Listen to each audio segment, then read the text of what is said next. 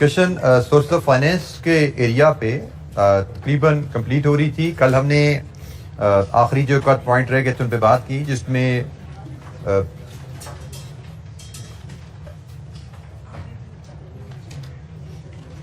Venture capital, business angels, private equity funds, asset securitization, and then direct and indirect investment and speculation. ये जी कुछ terminologies थी, कुछ concepts थे जिनको हमने कल डिस्कस किया। तो कोई सवाल?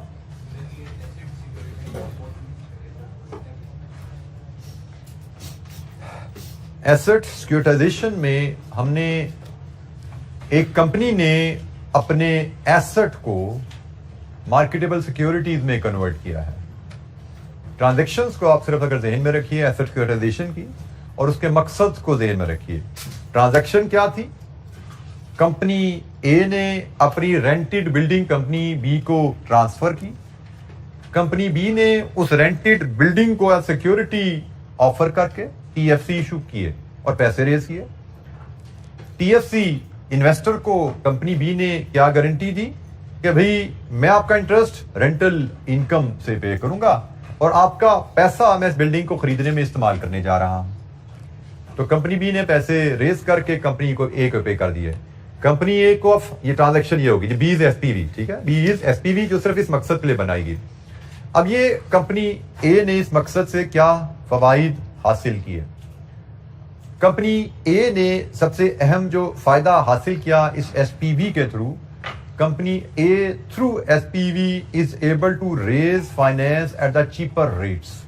सस्ते रेटों पे फाइनेंस मिल जाता है क्योंकि कंपनी ए खुद फाइनेंस रेज करती है। तो डेट इन्वेस्टर को कंपनी ए में लिक्विडेशन, डिफॉल्ट का रिस्क, क्रेडिट रिस्क उसको नजर आता है कि कंपनी ए तो कई बिजनेसेस कर रही है, building rental is one source of income, उसका मेन बिजनेस तो मे भी कुछ मैन्युफैक्चरिंग है, सेल है। तो कंपनी ए को लेंडर जब लोन देता है तो उसको लगता है भाई कंपनी ए के किसी भी बिजनेस में ऊंच नीच आई तो मेरे पैसे डूबने का खतरा है। तो इसलिए इन्वेस्टर को कंपनी ए को लोन देने में रिस्क ज्यादा है, तो इन्वेस्टर कंपनी ए से इंटरेस्ट ज्यादा मांगता है, हाई रिस्क हाई रिवॉर्ड। लेकिन जब हम यही इन्वेस्टर कंपनी बी को लोन देने की बात कर रहा है तो कंपनी बी में इन्वेस्टर के लिए रिस्क कम है, क्योंकि कंपनी बी में सिर्फ एक बिजनेस है, रेंटल प्रॉपर्टी का। रेंटल प्रॉपर्टी में रिस्क मतलब इनकम में ऊंच नीच का खौफ, बिजनेस में रिस्क ऊंच नीच का खौफ होता है ना इनकम का। तो रेंटल प्रॉपर्टी में इनकम का ऊंच नीच का खौफ ना होने के बराबर है। वैक्सीम क्या होगा, बिल्डिंग में 100 फ्लैट है, कोई एक फ्लैट वाला बिल्डिंग खाली कर जाएगा तो महीने 2 महीने आ जाएगा, ऊंच नहीं आएगी, नेग्लिजिबल है। कारोबार की तरह नहीं कि कभी इंपोर्ट ड्यूटी लगी तो कभी बिजली का बिल बढ़ गया तो कभी पेट्रोल बढ़ गया तो आपके प्रॉफिट्स, कभी लोड शेडिंग शुरू होगी, आपके प्रॉफिट्स की ऐसी की तैसी फिर जाती है। आम बिजनेस में रिस्क ज्यादा होता है, प्रॉपर्टी बिजनेस में रिस्क कम है। तो वही प्रॉपर्टी कंपनी ए ने जब कंपनी बी को ट्रांसफर की और उसी प्रॉपर्टी के अगेंस्ट अब जब कंपनी बी लोन रेज करेगी तो कंपनी बी को लोन सस्ते रेटों पे मिलेगा। तो प्रैक्टिकली कंपनी बी कंपनी ए का हिस्सा है ना, तो कंपनी ए डायरेक्ट लोन लेती है, उसको ज्यादा हाई रेट पे लोन मिलता है। कंपनी ए कंपनी बी को क्रिएट करके उसके थ्रू लोन ले रही है, उसको सस्ते रेटों पे लोन मिल रहा है। ठीक है, तो ये एक मेजर फायदा एसेट सिक्योरिटाइजेशन का यह है कि एसेट आपके मार्केटेबल सिक्योरिटी में कन्वर्ट हुए and you are able to raise finance at a cheaper rate. Sorry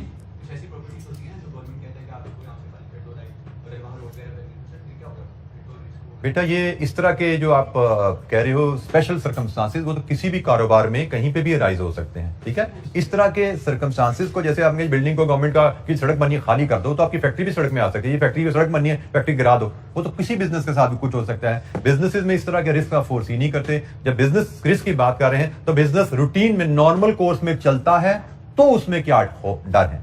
वो तो कोई बिजली गिर सकती है, कोई जलजला आ सकता है, कुछ भी हो सकता है। तो ये इनको हम कहते हैं कि ये रिस्क आप फोर्स ही नहीं कर सकते। ठीक है, नॉर्मल कोर्स में जो रिस्क आपको नजर आते हैं आप उन रिस्क को देख के अपने फैसले करते हैं। जी एनी क्वेश्चन, कोई और सवाल? अच्छा, छोटे से 2 कैलकुलेशन है हमारे पास इस चैप्टर से। इस चैप्टर में हमने बॉन्ड वैल्यूएशन की कैलकुलेशन थोड़ी सी कवर की थी, तो उसी से रिलेटेड 2 पास पेपर के क्वेश्चन है, उनको देखते हैं और फिर हम नेक्स्ट चैप्टर पे मूव करेंगे। ये जनाब एक आबिद फूड का क्वेश्चन है, ऑटम 16 में आया था हमारे पास, 6 marks. Abid foods autumn 16, 6 marks.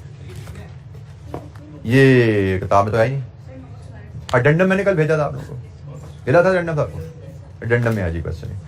ये अनफॉर्चुनेटली हमसे बुक में स्किप हो गया, एडेंडम मैंने आपसे शेयर किया है, इट इज इन एडेंडम, तो खोल के जरा अपने सामने कर लीजिए। एडेंडम में जिसमें हमने वो पढ़ा था इन्वेस्टमेंट एंड स्पेकुलेशन का डिफरेंस, वहीं पे हमें ये भी मिलेगा देखने को। ठीक है जी, नेक्स्ट पेजेस पे ये क्वेश्चन भी हमारे पास अवेलेबल है।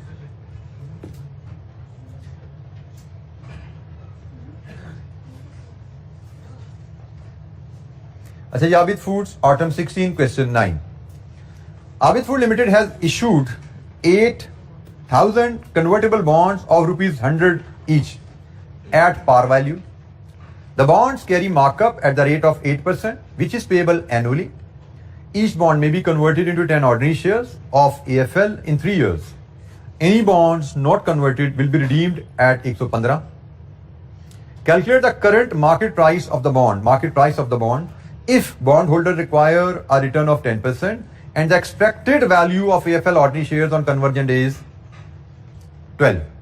उनके जी दोनों सूरतों में आप बॉन्ड की मार्केट प्राइस कैलकुलेट कीजिए। तो बॉन्ड की मार्केट प्राइस का हमने एक असूल डिस्कस किया था।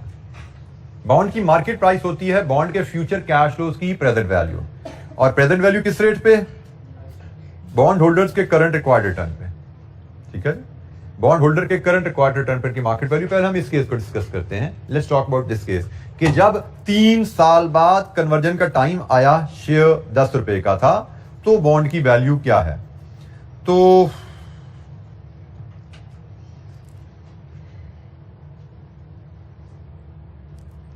क्वेश्चन नंबर 1 पार्ट ए, आज अगर आप ये बॉन्ड लेना चाहते हैं तो इस बॉन्ड से एसोसिएटेड फ्यूचर कैश फ्लोज क्या हैं? एक, आपको इंटरेस्ट आएगा। कितने साल? 3 साल। कितने रुपए? 8% है। नॉमिनल वैल्यू पे अप्लाई करें 8 रुपए। एक बॉन्ड पकड़ो, उसकी प्राइस निकालने चलो, तो एक बॉन्ड पे सालाना इंटरेस्ट आपको 100 रुपए की पार वैल्यू है, 8% रेट है, कूपन रेट को पार वैल्यू पे अप्लाई करें, ये सालाना इंटरेस्ट है। इसके बाद 3 साल बाद, अब 3 साल बाद हमारे पास ऑप्शन है, मैं एक वर्किंग वन बनाता हूं।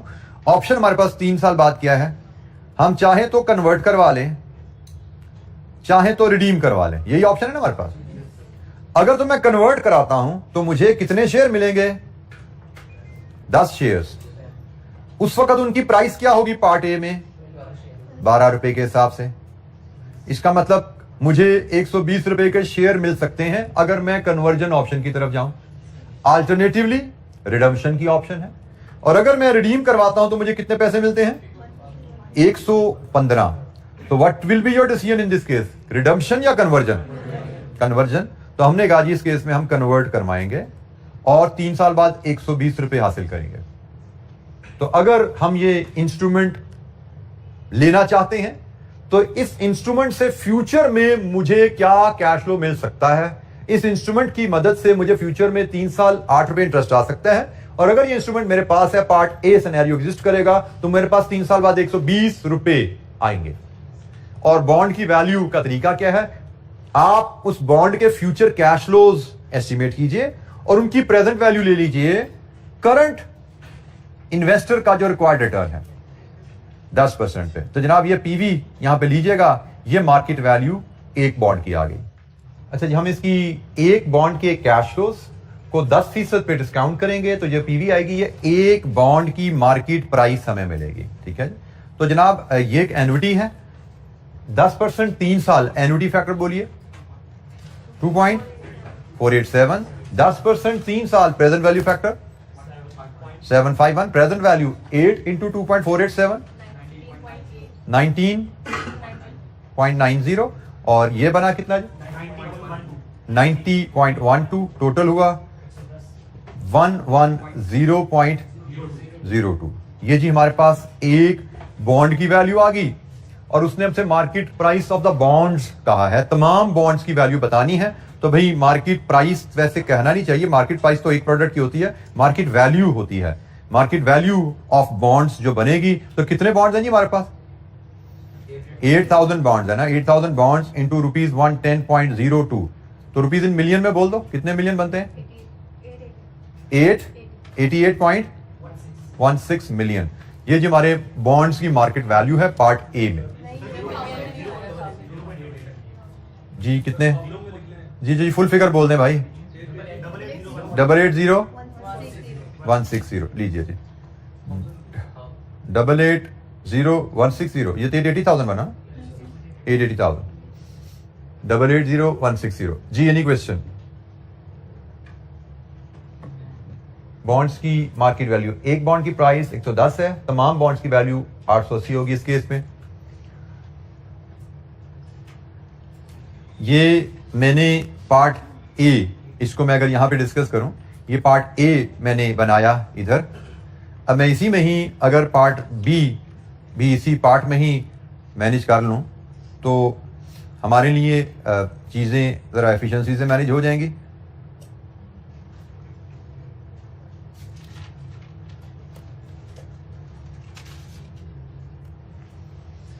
पार्ट बी के लिए अगर हम चलें,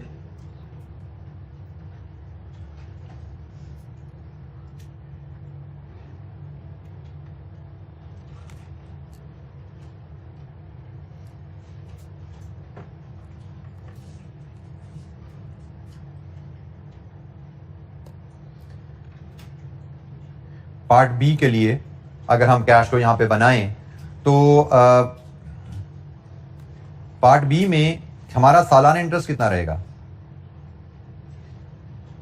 पार्ट बी में सालाना इंटरेस्ट तो सेम रहेगा, वो तो 8 रुपए ही रहने वाला है। और पार्ट बी में हम अगर वर्किंग वन में जाएं, ये पार्ट ए की वर्किंग है, ये पार्ट बी की बात करें तो पार्ट बी में हम अगर कन्वर्ट करवाने चलें तो 10 शेयर्स किस प्राइस पे कन्वर्ट होंगे? 10 के हिसाब से 100। और अगर हम रिडीम करवाने चाहें तो रिडीम में कितने पैसे मिलेंगे? 115। तो हमारी चॉइस विल बी 115। तो जनाब ये पार्ट बी के लिहाज से हमारे कैश फ्लोज क्या बने और इसके हिसाब से हमारी पीवी क्या बनती है।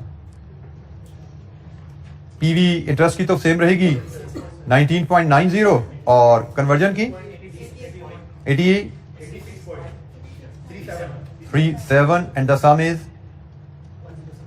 106.27 और वैल्यू आपकी पार्ट बी की जो बनेगी that will be 8,000 into rupees 106.27 850,160।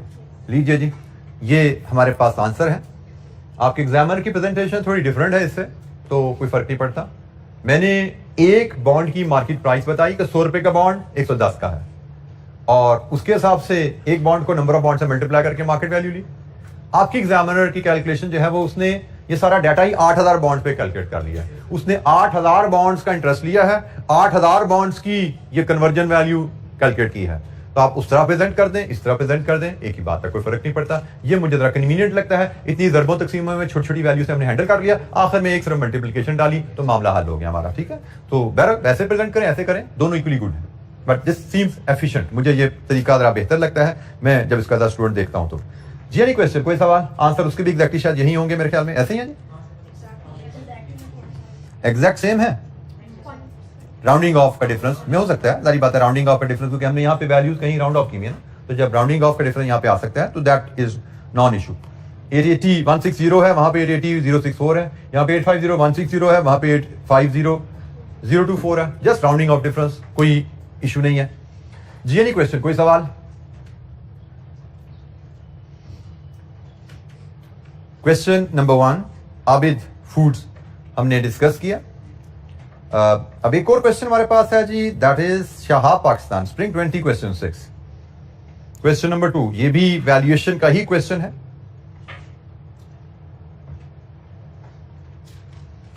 Shahab Pakistan 4 marks का क्वेश्चन है। Requirement advise whether SPL should hold the bonds till redemption और convert them into ordinary share today. ये भी कन्वर्टेबल बॉन्ड पे ही सवाल है कि क्या शहाब बॉन्ड्स को रिडम्पशन तक वेट करे रिडम्पशन का या आज कन्वर्ट करवाए ऑर्डिनरी शेयर्स में। Also determine at what market price per share SPL would be indifferent to hold bonds till redemption और convert into ordinary shares today? दो सवाल हैं जी। हम पहले सिर्फ पहले हिस्से के हिसाब से देखते हैं कि क्या हमें कन्वर्ट करवाना चाहिए या रिडम्पशन का वेट करना चाहिए। तो असूल बड़ा सीधा सा है कि कन्वर्ट करवाते हैं तो कन्वर्जन की वैल्यू क्या है, रिडीम करवाते हैं तो रिडम्पशन की वैल्यू क्या है, रिडम्पशन का वेट करते हैं तो उसकी वैल्यू क्या है। ठीक है जी, कन्वर्ट करवाते हैं तो उसकी वैल्यू क्या है, रिडम्पशन का वेट करते हैं तो उसकी वैल्यू क्या है। सवाल पढ़ते हैं जी। ऑन 1 मार्च 2018, आज तारीख पढ़ लीजिए ऊपर, 1 मार्च 2020 है। 1 मार्च 2018 में 2 साल पहले Shahab Pakistan limited purchase 10,000 convertible bonds of Delphi limited at par value of 100 each. The bonds carry annual markup of 12%, which is payable semi-annually. That is at the end of February and August each year. Each bond is convertible into 5 ordinary shares of DL, which are currently trading at 24 each. Any bonds not converted by 28 February will be redeemed at 120 rupees per bond. SPL's cost of capital is 15. तो जनाब redemption option है कि आप अगर चाहें तो आप उनको रिडीम करवा सकते हैं, सॉरी कन्वर्जन ऑप्शन है, चाहें तो कन्वर्ट करवा सकते हैं 5 ऑर्डिनरी शेयर्स में जो कि 24 रुपए के बिकते हैं। अल्टरनेटिवली आप चाहें तो रिडम्पशन का वेट करें, रिडम्पशन होगी 120 रुपए में और वो होगी 28 फरवरी 2022 में, मतलब आज आप 20 में खड़े हुए ना, तो 21-22 2 साल बाद। अब हमें क्या करना है, हमारे पास ऑप्शन क्या है? हमारे पास ऑप्शन है कि आज 5 शेयर ले लें या आज 5 शेयर ना लें, फ्यूचर में 2 साल इंटरेस्ट लें और 2 साल बाद रिडम्पशन वैल्यू ले लें। यही 2 ऑप्शन है ना। तो भाई देख लेते हैं इनमें से ज्यादा बेहतर ऑप्शन क्या है। आज 5 शेयर ले लें तो उनकी वैल्यू क्या बनती है उसको कंपेयर करें, अगर हम 2 साल इंटरेस्ट और रिडम्पशन लें उसकी वैल्यू से। बट इशू क्या रहेगा, शेयर्स आज मिलने हैं और रिटर्न फ्यूचर में आनी है। हल क्या है, प्रेजेंट वैल्यू ले लो, मतलब जो फ्यूचर में रिटर्न आनी है उसकी प्रेजेंट वैल्यू ले लो। और किस रेट पे लोगे प्रेजेंट वैल्यू? करंट 15% पे। अच्छा जी, अब हम इसके लिए वर्किंग जरा बनाते हैं। तो 2 ऑप्शन हमें कंपेयर करनी है। Option number 1, question 2, option number 1, redeem convert now, convert now. अगर आप कन्वर्ट नाउ करते हैं तो आपको 5 शेयर मिलेंगे ₹24 के हिसाब से, जो बनते हैं 120 के। This is option number 1। Option number 2 क्या है कि आप 2 साल इंटरेस्ट वसूल करें। अच्छा, यहां पे एक थोड़ी सी चेंज है, हमें इंटरेस्ट तो 2 साल आना है लेकिन सालाना नहीं आना, सेमी एनुअल आना है। तो क्या हमने सेमी एनुअल कैश फ्लो से डील करना सीखा हुआ है? तो बड़ी जबरदस्त बात है, मुझे लगा था शायद नहीं सीखा हुआ। तो सेमी एनुअली सीखना है, सीखा हुआ हमने। तो जनाब हमारे अल्टरनेटिव ऑप्शन है, हम इंटरेस्ट वसूल करें और रिडम्पशन करवाएं। इंटरेस्ट वसूल करेंगे हम एन पीरियड्स में कर चलें तो 1 से 4 तक। अब 6 मंथली पीरियड है, ठीक है जी, पीरियड हमारा 6 मंथली है। हम 6 मंथली 4 दफा में इंटरेस्ट आएगा और at the end of 4th period हमें पैसे मिलेंगे। तो रुपीज में 6 मंथली इंटरेस्ट हमें कितना आना है भाई? कूपन रेट क्या है? बॉन्ड का कूपन रेट क्या है जी? बॉन्ड का कूपन रेट है 12%। 12% बॉन्ड पे 6 मंथली इंटरेस्ट का मतलब 6 मंथली एवरी 6 मंथ। तो फेस वैल्यू कितनी है जी? 100 ईच। तो 6%, मतलब चले मैं इसकी कैलकुलेशन भी यहां पे शो कर दूं, 12% बटा 2, 6 मंथली हो गया, इंटू 100, 6 मंथली इंटरेस्ट आ गया शेयर पे। और रिडम्पशन कितने पे है? Will be redeemed eight 120। तो ये जनाब हमारे कैश फ्लोज हो गए, ये हमारे बॉन्ड्स के कैश फ्लोज आ गए। ये इनका पीरियड है, ये इनके कैश फ्लोज आ गए। अब हम डिस्काउंट फैक्टर लाते हैं। तो डिस्काउंट फैक्टर वैसे तो उसने कहा 15% है, बट ये तो सालाना है। हमारे जब कैश फ्लो 6 मंथली है तो डिस्काउंट फैक्टर भी सेमी एनुअली बनाना पड़ेगा, जो कि बनता है 7.5%। तो जनाब ये लीजिए, इसकी पीवी बनाइए। तो अब चूंकि 7.5% का फैक्टर है, यहां पे हम फार्मूला यूज करेंगे हम, क्योंकि टेबल में तो फुल परसेंटेज मिलती है ना। तो हम फार्मूला पे जाते हैं और फार्मूला हमें पेज पे अवेलेबल है, सेकंड लास्ट पेज पे हमारा। उसमें वैल्यूज फीड करें तो 1 minus 1.075 raise to power -4 over 0.075। लीजिए जी, इसको मल्टीप्लाई कीजिए फैक्टर से 6 को, इससे तो बताइए पीवी क्या आती है?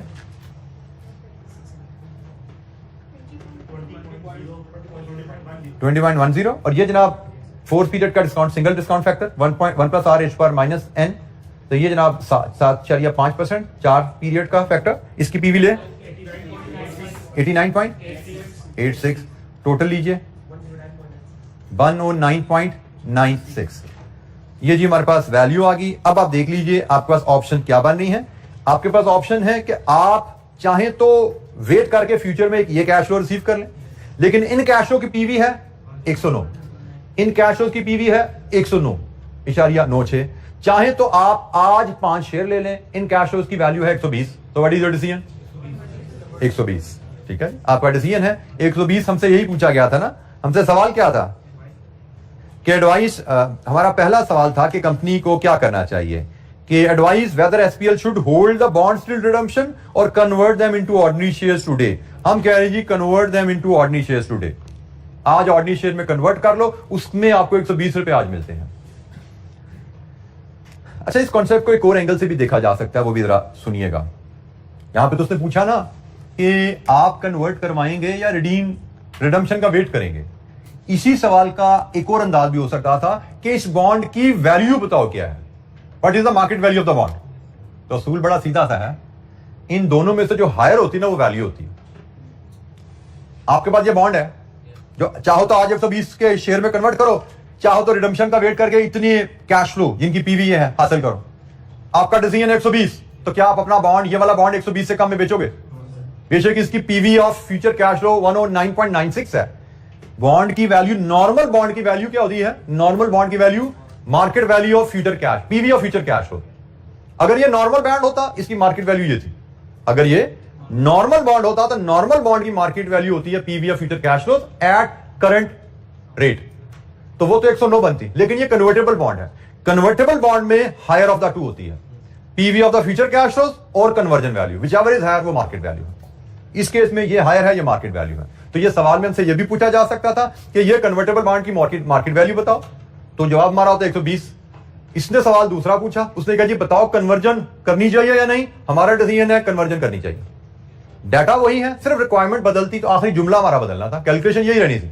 कन्वर्जन वैल्यू भी कैलकुलेट होनी थी, पीवी भी कैलकुलेट होनी थी, रिक्वायरमेंट बदलती। रिक्वायरमेंट जैसे ये है, हमारा जवाब लिखा हुआ है company should convert the shares. Requirement होती what is the market value of this bond, हमारा जवाब होता market value of the bond is higher of the two, 120। Same calculation, दो रिक्वायरमेंट एड्रेस हो जाती थी। जी एनी क्वेश्चन, कोई सवाल? अच्छा, ये तो हुआ पहला पार्ट इस सवाल का, पहला हिस्सा। दूसरा हिस्सा क्या है? At what share price SPL will be indifferent. अभी तो चॉइस क्लियर है ना कि भाई कन्वर्ट करवाना है। क्यों क्लियर है? क्योंकि प्राइस बड़ी अट्रैक्टिव है। 24 रुपए का शेयर है ना, तो 24 रुपए के शेयर में कन्वर्ट कराने में फायदा है। इनडिफरेंट से मुराद जो मर्जी कर लो, ये कर लो या ये कर लो, तो ये कर लो, ये कर लो, तो तभी होगा जब दोनों की वैल्यू, तो दोनों की वैल्यू भी सेम होने का मतलब शेयर प्राइस नीचे आएगी। उसने कहा जी शेयर प्राइस कहां पे आए कि कंपनी इंडिफरेंट हो जाती है, तो भाई शेयर प्राइस कहां पे आए कंपनी इंडिफरेंट होती है, तो 109.96 बाय 5, 21.99। ये जी वो प्राइस है। अगर शेयर प्राइस 21.99 है ना, तो भाई ये वैल्यू और ये वैल्यू बराबर है, और जब वैल्यूज बराबर है तो कंपनी इंडिफरेंट है, ये कर लो या ये कर लो। दूसरा पार्ट था किस प्राइस पे कंपनी इंडिफरेंट होती है, तो इंडिफरेंट कंपनी तब होती है जब ये दोनों वैल्यूज बराबर हो, और ये दो वैल्यूज बराबर कब होंगी? जब शेयर प्राइस 24 की जगह 21.99 पे आ जाए, तो शेयर होल्डर इन्वेस्टर इंडिफरेंट हो जाता है।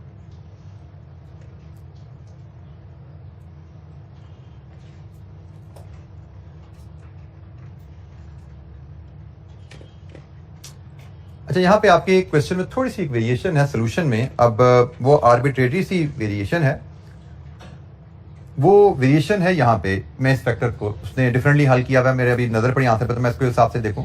उसने इसको, क्योंकि ये तो 2 साल बाद का सिंगल कैश फ्लो है, इसको उसने 15% -2 सालाना डिस्काउंट रेट और 2 साल बाद का कैश फ्लो उस पर डिस्काउंट किया है, उससे ये वैल्यू बदल जाती है। ठीक है, तो वैल्यू बदल रही है, तो फिर क्वेश्चन मार्क आ जाता है क्या बेहतर है। चलें, विदाउट गेटिंग इनटू निटी-ग्रिटीज, मैं इसको फिलहाल ठीक समझता हूं। मुझे लगता है मुझसे शायद यहाँ पे ओवरलुक होगी ये ट्रीटमेंट, ये शायद बेहतर है ये तो थे ना 6 मंथली कैश फ्लोज थे, तो ये तो इसके 4 हमने कैश फ्लो बनाने थे, इसको तो हमें मजबूरी थी, हमने ऐसे चलना था। लेकिन ये सिंगल कैश फ्लो और 2 साल बाद का कैश फ्लो और सालाना फैक्टर 15% अवेलेबल ऑलरेडी, तो यहाँ पे एडजस्ट करने की जरूरत शायद नहीं थी। ठीक है, तो ये वैल्यू काइंडली रिवाइज कर लीजिए। और ये चलें, इस बहाने आपको करेक्शन का तरीका भी एक बार देखने को मिल गया। गलती अगर होगी पता लगी तो करेक्शन कैसे की जाती है। एक लाइन टॉस की नीचे वैल्यू आ गई, इसकी वैल्यू बोलिए 9.74, इसको रेक्टिफाई कीजिए 110.84 और यहां पे आप 110.84 डिवाइड विद 5 करेंगे तो 17। लीजिए जी, पहला पार्ट का हमारा जवाब नहीं बदला, वो तो ऑप्शन वही है कि कन्वर्जन ऑप्शन बेहतर है। दूसरे पार्ट का जवाब हमारा बदल गया है। मतलब अगर हमने ये गलती कर दी होती तो मे भी ये 4 में से हमारा आधा नंबर, 1 नंबर शायद इससे कट रहा होता, शायद एक या आधा नंबर कट रहा। सवाल ही गलत हो रहा, 4 में से 4 नंबर नहीं आते, 4 में से शायद 3 आ जाते। अब हमने ये गलती पता लगी, हमने ठीक कर ली, अब 4 में से 4 हमारे पूरे हो चुके हैं जी। एनी क्वेश्चन, कोई सवाल?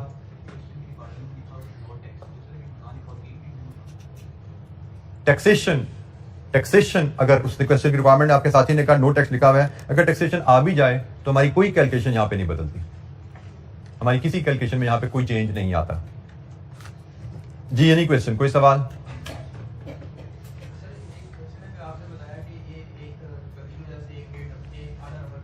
एक नंबर आधा नंबर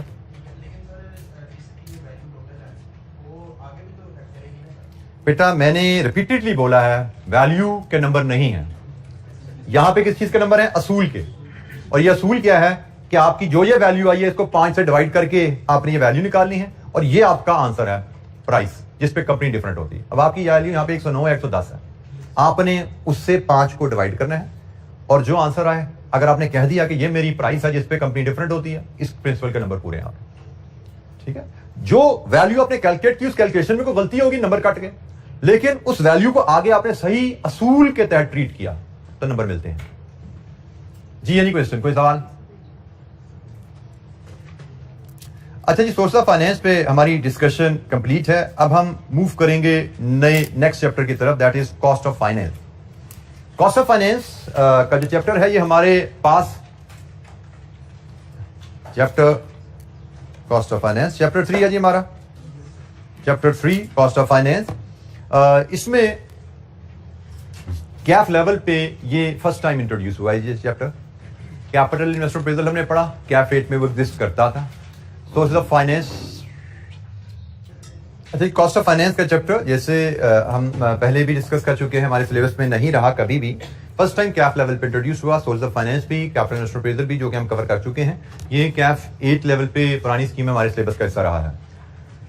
कॉस्ट ऑफ फाइनेंस भी हमारे पास टोटली न्यू सब्जेक्ट है। Working capital management partially new है जो आगे हम पढ़ेंगे। बजटिंग टोटली पुराना है, फाइनेंशियल रिस्क मैनेजमेंट ये भी टोटली पुराना है। सो हमारे जो कैफ 8 के सिलेबस में होते थे, तो कॉस्ट ऑफ फाइनेंस वो वाहिद एरिया जो 100% न्यू है कैफ लेवल पे। Cost of finance exam point of view से आप देख चुके हैं। यहाँ पे मॉडल पेपर में एक एमसीक्यू 6 नंबर का एक सवाल, और स्प्रिंग में 2 नंबर का एमसीक्यू और 10 नंबर का सेक्शन बी में एक सवाल। तो 7 marks 12 marks we will expect, क्योंकि नया एरिया है इस सिलेबस में और लिमिटेड एरिया था ऑलरेडी हमारे पास, तो वी विल एक्सपेक्ट कि इसमें से हमें क्वेश्चन जरूर मिलेगा, जैसे आपके सामने नजर आ रहा है 7 से 12 नंबर। अच्छा जी, कॉस्ट ऑफ फाइनेंस जिसको कॉमनली हम कॉस्ट ऑफ कैपिटल भी कहते हैं। फाइनेंशियल मैनेजमेंट में कैपिटल से मुराद होता है कैपिटल एम्प्लॉयड, ये फर्क ध्यान में रखिएगा। फाइनेंशियल अकाउंटिंग में आपने अक्सर कैपिटल को एज इक्विटी कैपिटल पढ़ा हुआ है, ठीक है, लेकिन फाइनेंशियल अकाउंटिंग में हम कैपिटल मीन इक्विटी समझा जाता है, लेकिन फाइनेंशियल मैनेजमेंट ये जो एरिया पढ़ रहे हैं इसमें कैपिटल मीन कैपिटल एम्प्लॉयड होता है। और कैपिटल एम्प्लॉयड से मुराद equity plus long term loans, equity plus long term loans को हम कैपिटल एम्प्लॉयड कहते हैं। और इसके अगर 2 हिस्से करना चाहें तो हम इक्विटी को इक्विटी कैपिटल भी कहते हैं और लॉन्ग टर्म लोन्स को हम डेट कैपिटल भी कहते हैं। तो कैपिटल एम्प्लॉयड के 2 हिस्से हैं, एक इक्विटी कैपिटल, एक डेट कैपिटल। तो इक्विटी कैपिटल शेयर होल्डर से आता है और डेट कैपिटल लेंडर से आता है। और कैपिटल किसी भी सोर्स से आएगा उसकी कॉस्ट होगी। कैपिटल किसी भी सोर्स से आएगा, it will have a cost, cost of capital, जो कि हम यहां पे कैलकुलेट करना सीखने जा रहे हैं। और कॉस्ट ऑफ कैपिटल को हम एक और अंदाज से देखना चाहें तो it is the minimum return that company should make on its investment to earn the cash flow out of which investors can be paid their desired return. आप कैपिटल इनसे लाएंगे या इनसे लाएंगे? कैपिटल किस लिए लिया? प्रोजेक्ट में इन्वेस्ट करने के लिए।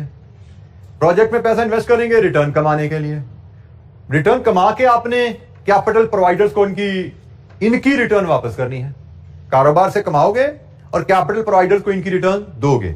सो minimum return that company should make on its own investment to earn the cash flow out of which investors can be paid their desired return.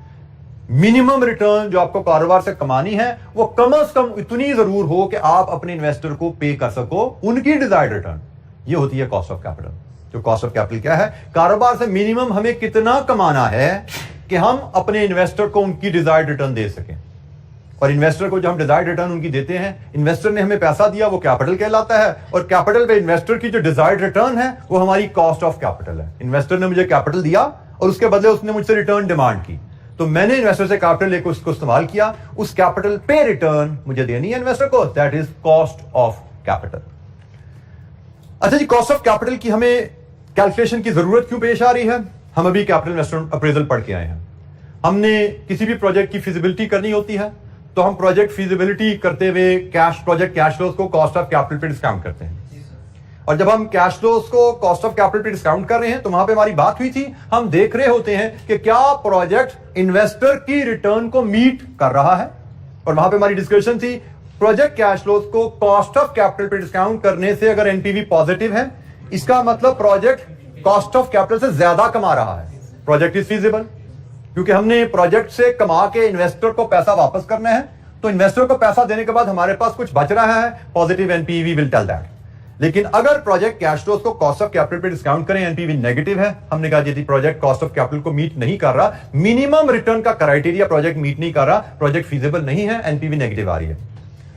अब हमने प्रोजेक्ट फीजिबिलिटी करनी है तो उसके लिए कॉस्ट ऑफ कैपिटल जानना जरूरी है। इस सेगमेंट में, इस सेक्शन में, इस चैप्टर में हम सीखने जा रहे हैं हम अपनी कॉस्ट ऑफ कैपिटल, अपनी कंपनी की कॉस्ट ऑफ कैपिटल कैसे कैलकुलेट कर सकते हैं। हमने अपनी कंपनी के लिए कोई प्रोजेक्ट फिजिबिलिटी परफॉर्म करनी है, हम अपनी कंपनी के लिए कॉस्ट ऑफ कैपिटल कैसे मेजर कर सकते हैं।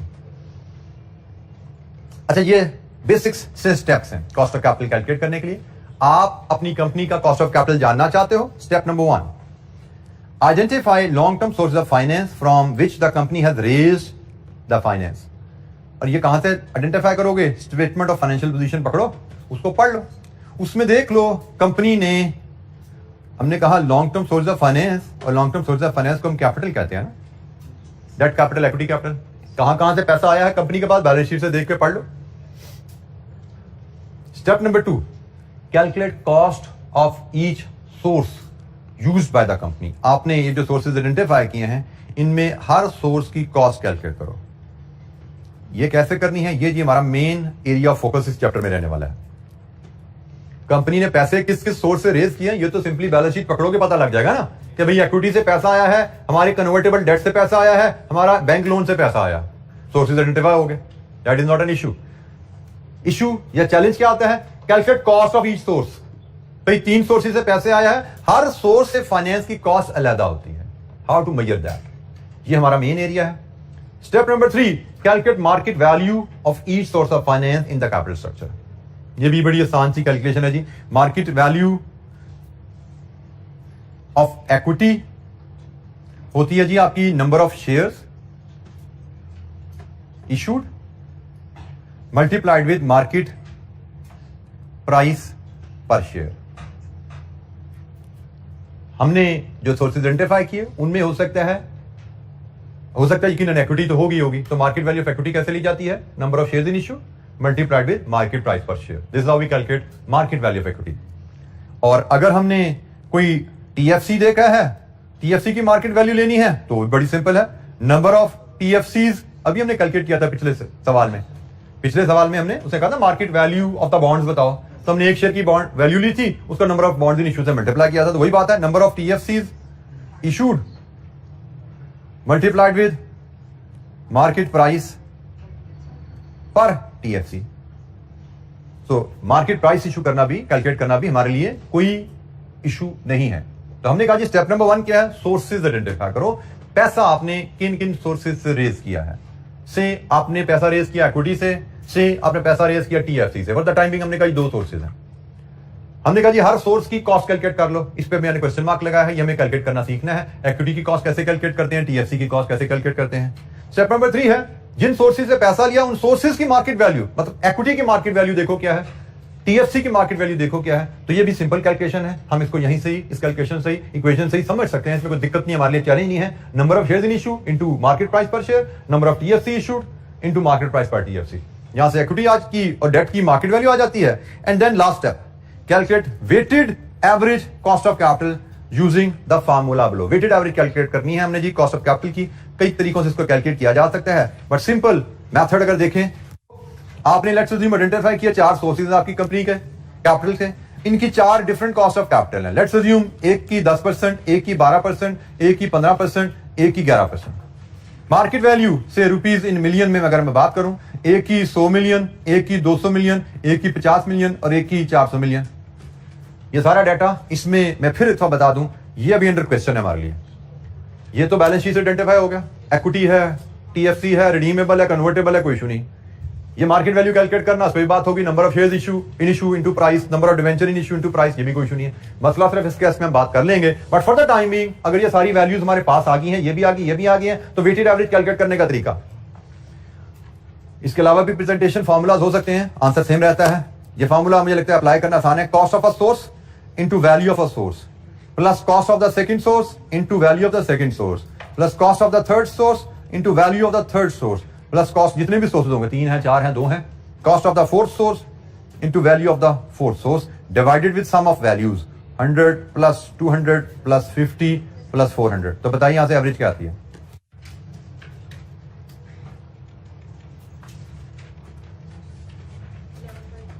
%11.4%, ये है जी weighted average cost of capital.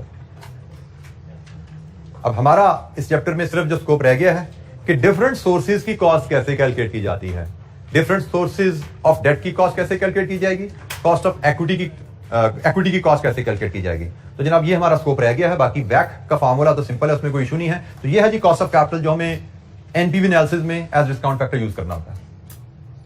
तो कल से इंशाअल्लाह हम शुरू करेंगे डिस्कशन इंडिविजुअल सोर्सेज की कॉस्ट कैलकुलेट करना, जिसमें डिफरेंट टाइप्स ऑफ डेट उनकी कॉस्ट कैलकुलेट करना है, साथ साथ इलस्ट्रेशन करते जाएंगे। इस चैप्टर में we will be doing a lot of small calculation illustration, may be इस पूरे चैप्टर में शायद हम 20-25-30 इलस्ट्रेशन कर जाएंगे, छोटा सा चैप्टर है लेकिन बहुत ज्यादा इलस्ट्रेशन है। और वही अच्छा ये भी ध्यान में रखिएगा, चूंकि ये टॉपिक पहले सिलेबस में नहीं था, इसलिए इसमें पास पेपर क्वेश्चंस की अवेलेबिलिटी हमारे पास नहीं है। फाइनल लेवल पे सीफैप में ये टॉपिक है, लेकिन सीफैप में इतना एडवांस है कि उसके क्वेश्चन यहाँ पे टच नहीं हो सकते। तो इसलिए हमने जो इलस्ट्रेशन करनी है, आप समझिएगा, वो इलस्ट्रेशन ही आपके लिए एग्जाम प्रैक्टिस होंगी। शायद आगे एक आध सवाल हमें नजर आएगा, लेकिन वो सवाल भी जो आके आपने दिया है वो हमारी इलस्ट्रेशन से आगे का नहीं है। तो आप समझिए जो इलस्ट्रेशन हम साथ साथ कर रहे हैं, यही आपकी एग्जाम लेवल प्रिपरेशन रहेगी। इस पे पास पेपर क्वेश्चन जो आएंगे इंशाअल्लाह इलस्ट्रेशन लेवल से हमारे ऊपर नहीं होंगे, जो हम चैप्टर के दौरान कर लेंगे।